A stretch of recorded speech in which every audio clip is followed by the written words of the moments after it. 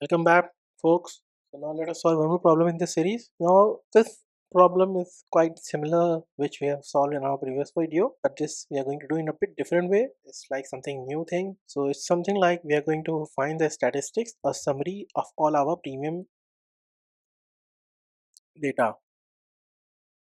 because we have used minimum and maximum to calculate a minimum and max. We have used minimum and maximum method, which is a operation of stream, but now we are going to use something different to solve this problem, but that that new method is going to provide us more detail, not only minimum and maximum, but also the sum, the average, and also the count. So now let's see what that method is.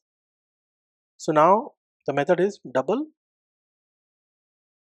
We all know what double is. Double summary statistics. So what this method does is that this method is going to get the stats of any data. Like data means like average weight, average salary, average premium, all these kind of detail we are going to get by using this simply method, applying this method into our that data. The insurance policy, we are going to call our policy, open our stream, and then we are going to map to double because premium is double. Then we get our insurance policy and then method reference, and then we get our premium amount. And then we are going to simply amend our method summary statistics, which is giving all the features which this method holds. So now let us simply calculate the first max, and we will, let's join just one line, statistics dot max.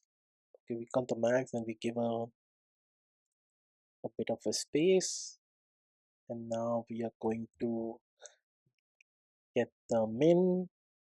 Okay, now we are going to again get the statistics dot min.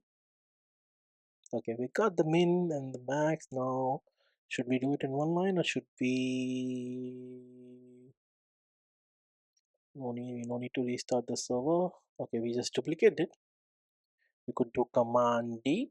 Now we are going to count it, and we'll get the count, and then we are going to get the average, and then we are going to get the average.